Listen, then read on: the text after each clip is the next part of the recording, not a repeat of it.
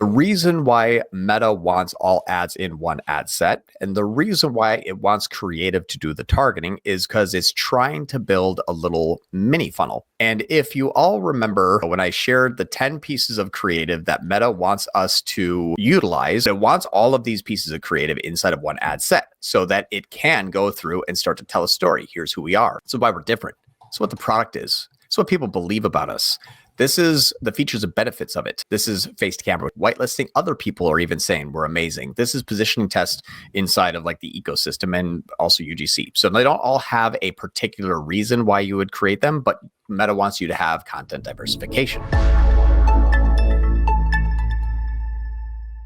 Today's show is all about Meta, if I'm not mistaken.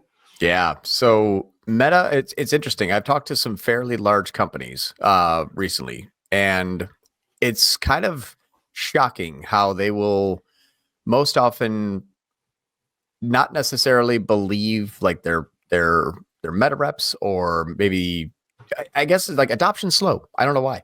And I think that's sometimes why everything is like so weird and shocking when something comes out and everyone has to change strategies, because everyone's like, I've been using this strategy for 2 years. I like it. I don't want to change. I'm going to fight against the current.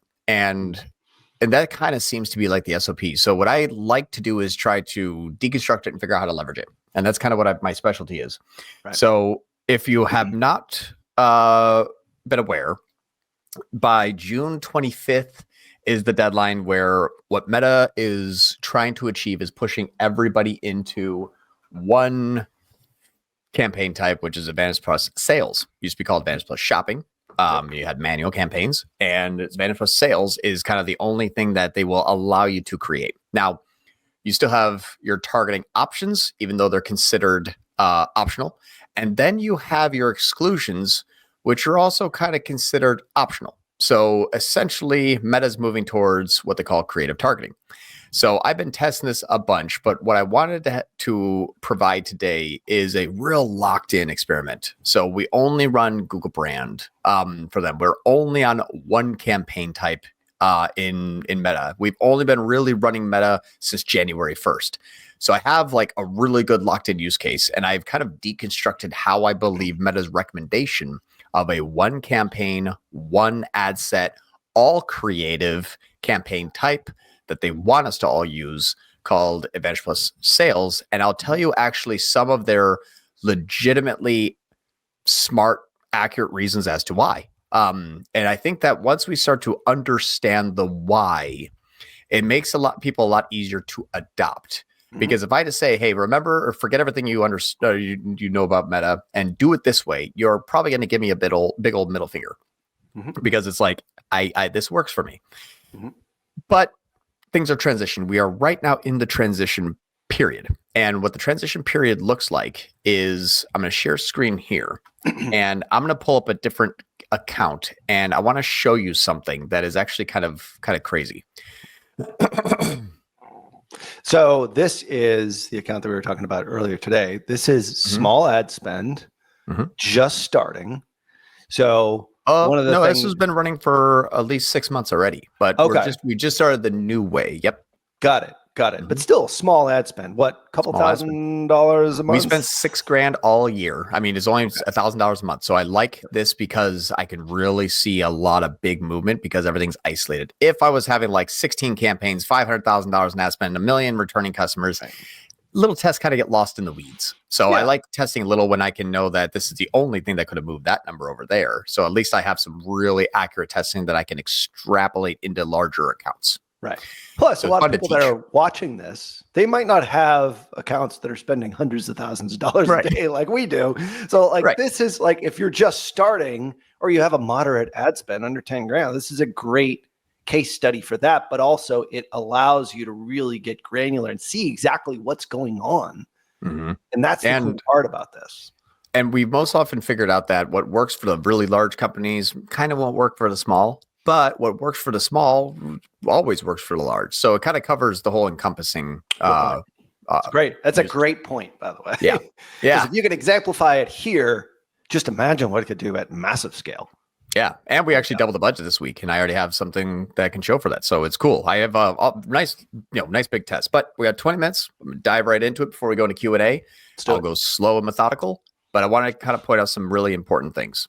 So if you're running a Meta account, if you click on the create button and you click sales, if your account has not switched over yet, you can still act like it has because it is not forcing you that way, but it still can operate that way. If you have not switched over, when you click sales and hit click continue, you'll still get the option of would you like to do an ADB shopping, which is now turning into ADB sales, or a manual campaign, and you're going back to your manual setup.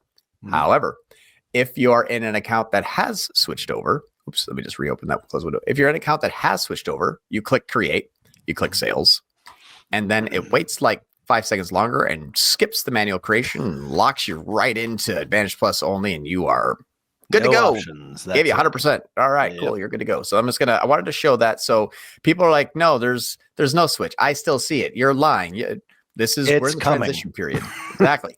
It will be here. Just trust us. Their drop date, they have not been very unclear on when that drop date is. This is typical Meta, but it will be within the next couple of months. I mean, you sort of have some insider information here. Is that accurate? I know an engineer, and they said basically by the 25th, just expect that. I'm like, okay, so we got about basically 20 or 19 days left.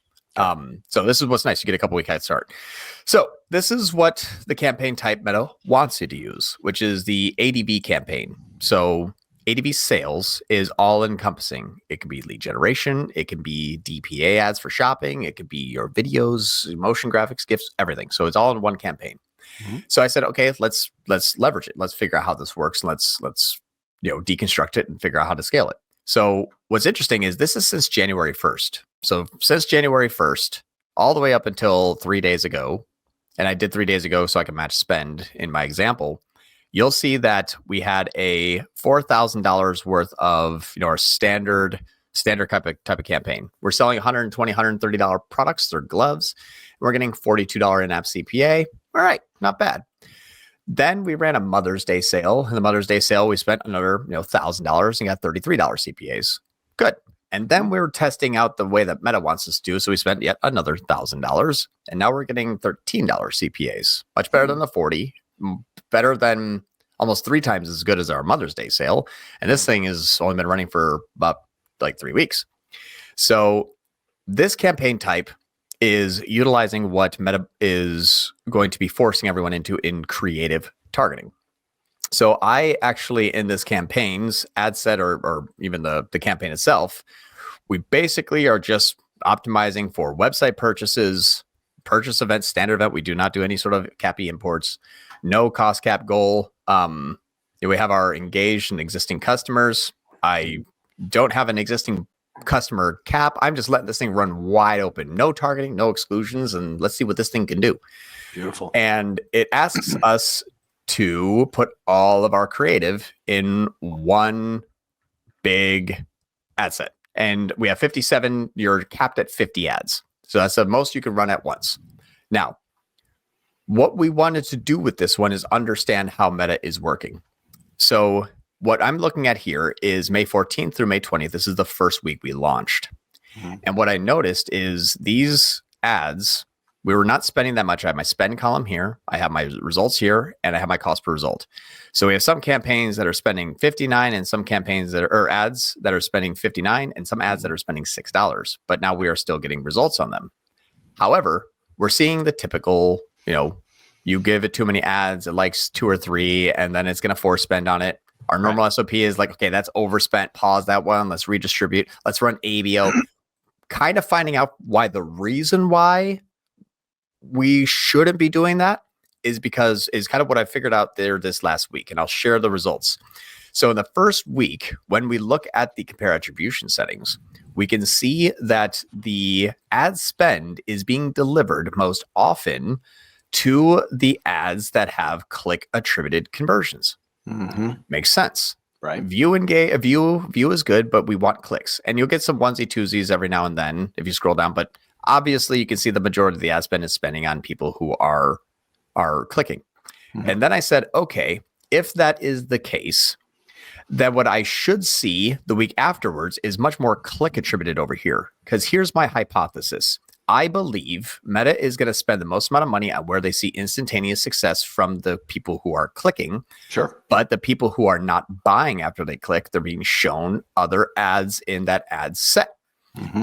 The reason why Meta wants all ads in one ad set, and the reason why it wants creative to do the targeting, is because it's trying to build a little mini funnel. And if you all remember I think a few weeks ago when I shared the 10 pieces of creative that Meta wants us to utilize, which is why here in the tier 11 Slack, this is back on May 9th. So we're already basically a month after that. Mm-hmm. But it wants all of these pieces of creative inside of one ad set so that it can go through and start to tell a story. Here's who we are. So why we're different. It's what the product is. It's what people believe about us. This is the features and benefits of it. This is face to camera, which is a different campaign type. Whitelisting, other people are even saying we're amazing. This is positioning test inside of like the ecosystem and also UGC. So they don't all have a particular reason why you would create them, but Meta wants you to have content diversification.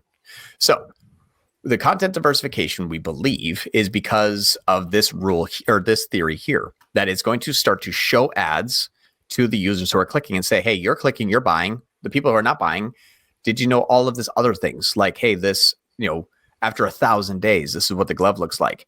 This is, how we sew our gloves twice. This is, a cool picture that ended up working. This is how we actually, this is where our plant is made in the United States, right here in Vermont since 1920. So now you're like, oh, all right, these are pretty cool things. Like, it's not just like 30% off, 20% off sale. Want to buy it today? Come on. We are educating you.